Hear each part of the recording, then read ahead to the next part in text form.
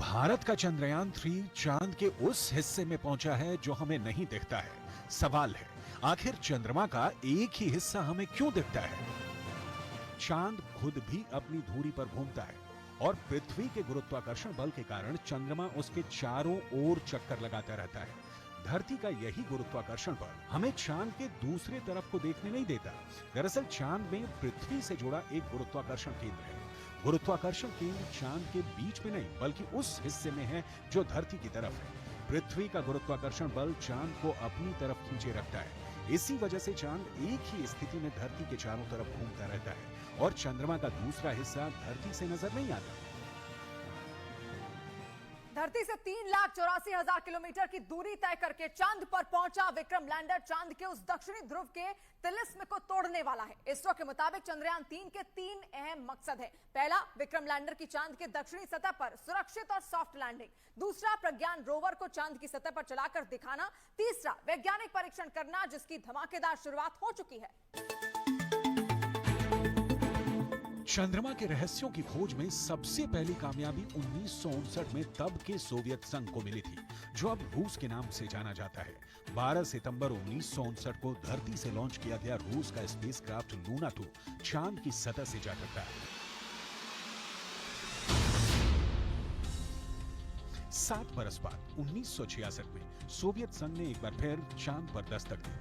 3 फरवरी 1967 को लूना 9 चांद की सतह पर पहली बार सॉफ्ट लैंडिंग करने में कामयाब हो गया। ये वो वक्त था जब सोवियत संघ और अमेरिका के बीच शीत युद्ध चल रहा था। दोनों देशों में धरती के साथ साथ स्पेस रिसर्च को भी लेकर एक होड़ लगी थी। इस होड़ का सबसे अहम हिस्सा चांद तक पहुंचने की दौड़ थी। सोवियत संघ को पीछे छोड़ने के लिए तब अमेरिका ने इंसान को चांद तक ले जाने और सुरक्षित वापस लाने का लक्ष्य तय किया। Before this decade is out, of landing a man on the moon and returning him safely to the Earth. 1, 0, all engine running. Liftoff. We have a liftoff. 32 minutes past the hour. Liftoff on Apollo 11. America के Apollo 8 mission ने America के 3 अंतरिक्ष यात्रियों को चांद की कक्षा में पहुंचा दिया। ऐसा पहली बार था जब इंसान चांद के इतने करीब पहुंच गया था। इसके बाद वो दिन भी आया जब अमेरिका ने चांद पर इंसानों को उतार दिया। ये मिशन था अपोलो 11। अपोलो 11 के जरिए अमेरिका ने चांद तक ऐसी छलांग लगाई जिसे आज तक कोई दूसरा देश दोहरा नहीं पाया। वो छलांग थी चांद पर इंसानों का पहला कदम।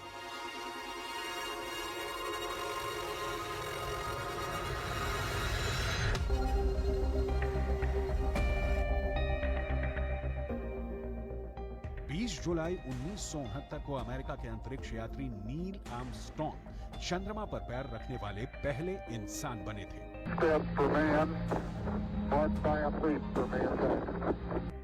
चांद पर उतरने वाला लूनर लैंडर 2 लोगों को लेकर गया था। नील आर्मस्ट्रॉन्ग के अलावा बज एल्ड्रिन भी वहां बाद में उतरे थे। अपोलो 11 मिशन ने चांद से मून रॉक्स लाकर एक अलग इतिहास रचा। अपोलो 11 मिशन के दौरान करीब 22 किलो सामान चंद्रमा से लाया गया था। इसमें तकरीबन 50 चांद के चट्टानों के टुकड़े और चांद की मिट्टी शामिल थी। चांद पर पहुंचने की स्पेस रेस आगे भी चलती रही। इस दौड़ में यूरोपियन एजेंसी, जापान, यहां तक कि चीन भी कूद पड़ा। लेकिन मून रिसर्च में अगली कामयाबी भारत को मिली। वो कामयाबी थी चांद की सतह पर पानी की खोज की।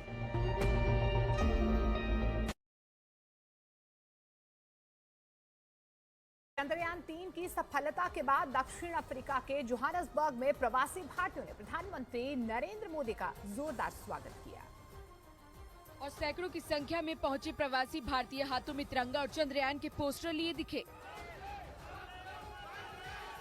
इस दौरान कुछ लोगों ने उन पोस्टरों पर पीएम मोदी के ऑटोग्राफ भी लिए। मोदी जी, हमें जहां तक पहुंचाया है आप ही कर सकते हो और कोई नहीं कर सकता। प्रधानमंत्री मोदी ने भी जोश और उत्साह से लबरेज भारतीय समुदाय के लोगों का अभिवादन किया। इस बीच साउथ अफ्रीका के दौरे पर गए प्रधानमंत्री नरेंद्र मोदी ने देश के वैज्ञानिकों की पीठ थपथपाई। उन्होंने भारत की इस ऐतिहासिक सफलता के लिए इसरो के वैज्ञानिकों को धन्यवाद दिया। और प्रधानमंत्री नरेंद्र मोदी ने चांद पर कही जाने वाली पुरानी कहावत को अपने शब्दों में दोहराया। चंदा मामा बहुत दूर के हैं, चंदा मामा बहुत दूर के हैं। अब एक दिन वो भी आएगा जब बच्चे कहा करेंगे चंदा मामा बस एक टूर के हैं।